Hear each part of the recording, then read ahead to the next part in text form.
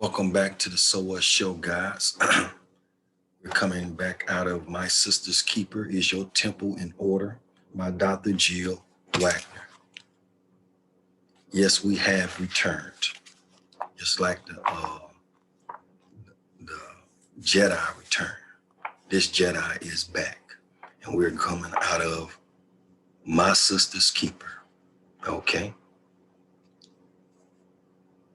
And we are on the subject of neglect. Neglect.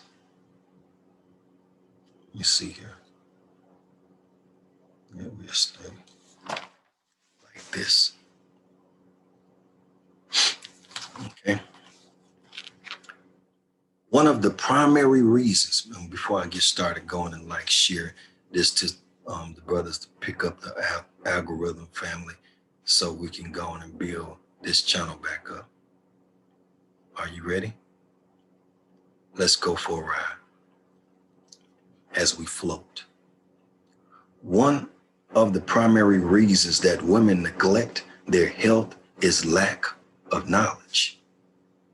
As progressive women, many of us understand the importance of caring for and maintaining our cars and our physical appearance. Physical appearance in our cars. Let's go on and screen share on that. Excuse me.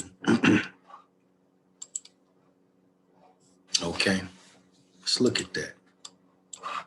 Our cars. Got one of them right there. Our cars and physical appearance. Physical appearances. Okay. But we don't translate that concept into caring for our most precious gift of health. This book is designed to help you do just that. It is a guide for women, Christian women in particular, aiming to assist you in obtaining and maintaining optimal health. It will give you the knowledge necessary to make the maintenance of your physical and spiritual selves a priority. My prayer is that it will empower you with the motivation to love and care for your own sister self and encourage you to help other sisters to do likewise. From sister to sister, get yourself some girlfriends. I was an only child, blessed with loving grandparents. But one of the most precious gifts God has ever given me is the gift of girlfriends. My grandparents took on the responsibility of rearing me when my teenage mother could not care for me. In our household, like in many others, I was taught, don't let outsiders into your inner world. Mama, my grandmother, preached that I should be kind to others. But if they were not family, I was told to treat them with a long-handed spoon. Simply put, keep people at a distance, especially other women. In a beauty salon where my aunt worked, I listened to women talk. They said that other women could not be trusted. Women would use your secrets against you. If you told them that you had a good husband or lover, they would steal him when your back was turned, rather. Meanwhile, as a little girls maturing into grown women, we were taught to tolerate the men in our lives. Other women were not to be trusted. And men would be men. Let me say that again. Men would be men.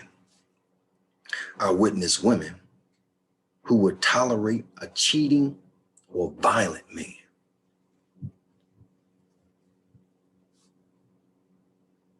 And would be suspicious of any woman who might attempt to draw near to them. On the other hand, I also saw those same women embrace and comfort each other when they fell on hard times.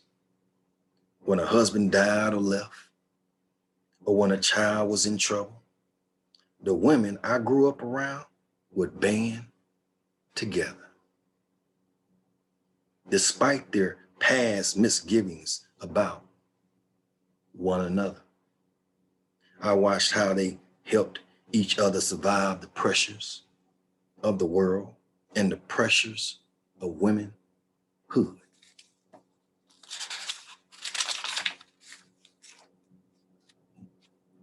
Much of the time I spent with my grandfather was during his trips to the barbershop.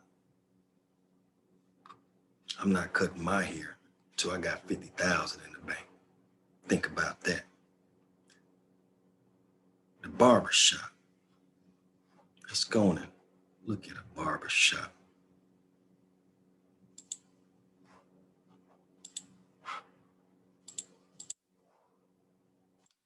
Give us a little bit of difference in the room at the moment. Yeah, barbershop. Yeah, that right there. That part. Barbershop. And if you don't know, Brother Sean Item, that's how you say it. I hope I ain't butchered his name. IDOM has an ebook out on how to start your own barbershop. I know it's a lot of brothers out here be working for people who want to start their own business and can't start their own business. As far as in the barbershop, I've been around some barbershop guys and he was the owner. I'm like, when you gonna expand? He was like, shoot, I'm good right where I'm at. I'm like, but why would you not want to expand? And you got these good other guys up in here good and cutting hair. Why don't you help them start their own business?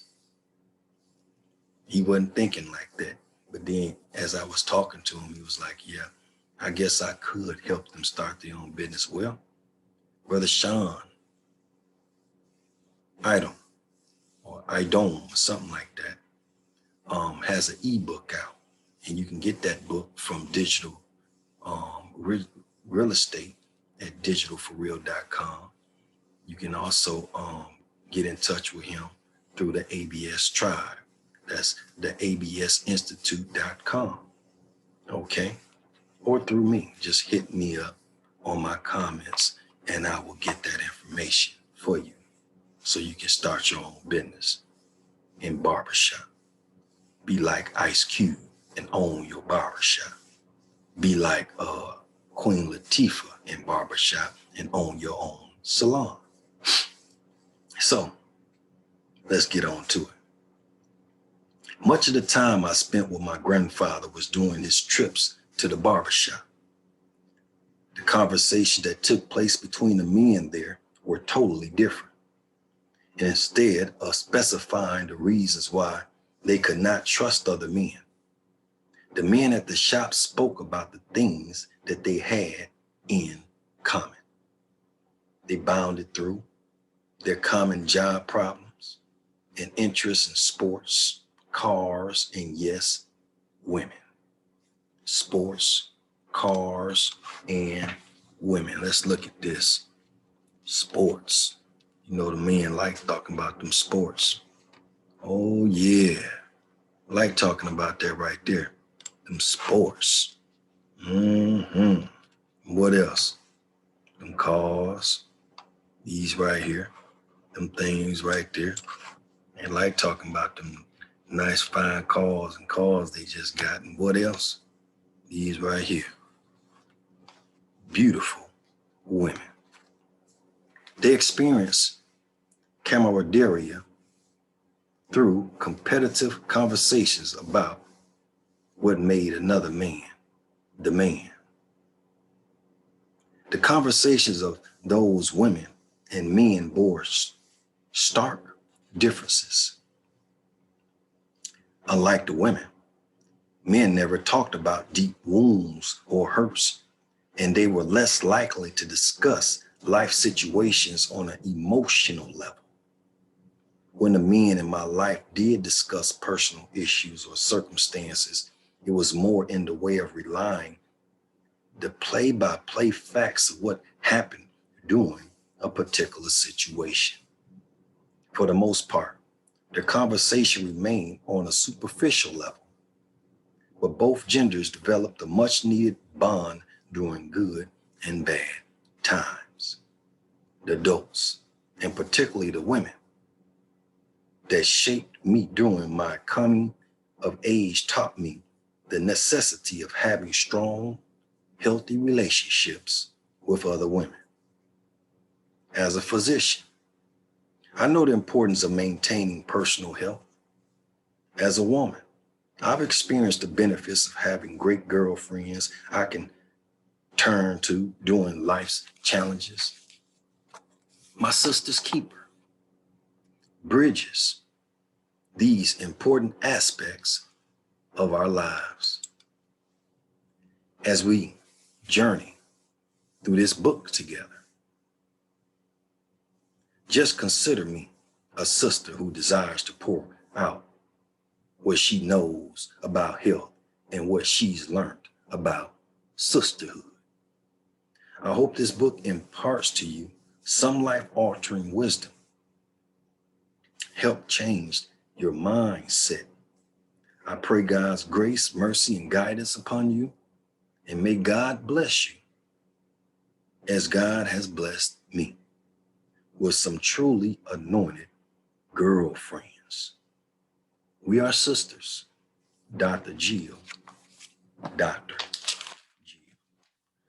All right there, family. And with that being stated, next time we come out of this book, we'll be on water. Ain't that something? Going into that of the water. Well, family, if you liked what you heard, let me show you a picture, sister Dr. Jill, right here. You can go get this book. It's a beautiful book. This is my second time reading or third time reading this book. This is a beautiful book.